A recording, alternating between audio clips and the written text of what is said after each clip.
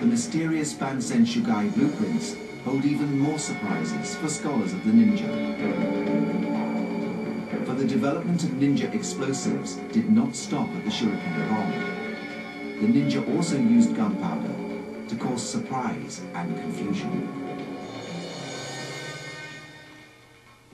So we know from the manuals that some of these bamboo devices were used singly, like the grenades, but they also speak of multiple ones. So these might have been full-size ones, or they might actually have been smaller ones, which were used more, not to cause damage, but to cause disruption.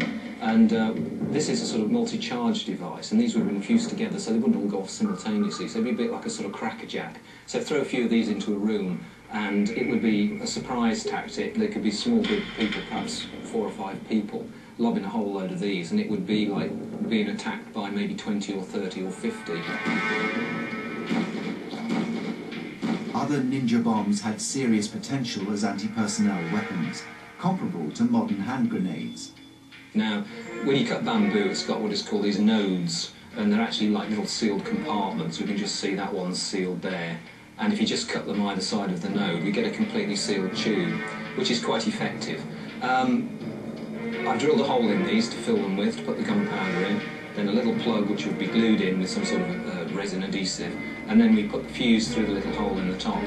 Light the fuse, lob this thing, and you've got quite an effective grenade. We're trying to simulate one of these grenades going off just as it's passing someone's body. This would be coming through the air at a fair speed, and we'll place this dummy here so that we can get some idea of how much damage this thing would do to the human body.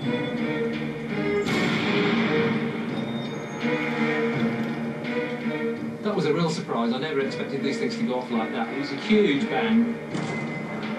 We've got bits of bamboo actually impaled into the dummy. We can see areas of charring here, all from a simple little device with a few ounces of gunpowder. But perhaps the most surprising use of explosives by the ninja, who were renowned for their stealth and silence, involved an assassination attempt that literally blew the earth apart.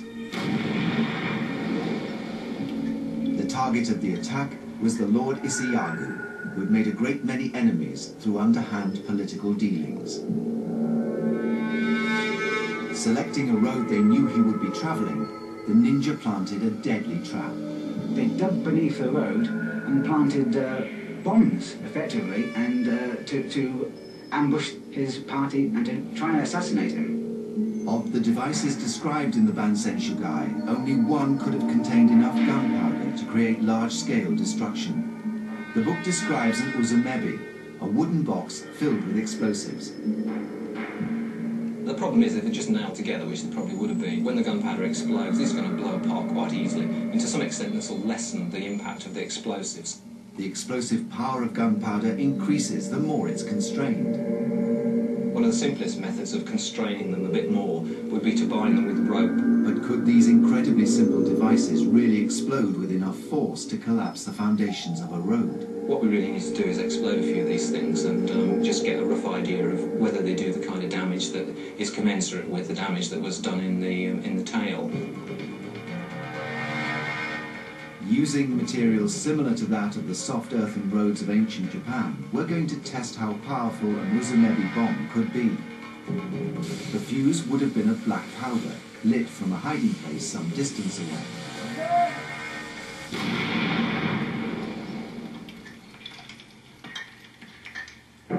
Well, I think that was pretty significant. That was a fairly small device, about a pound and a quarter of gunpowder.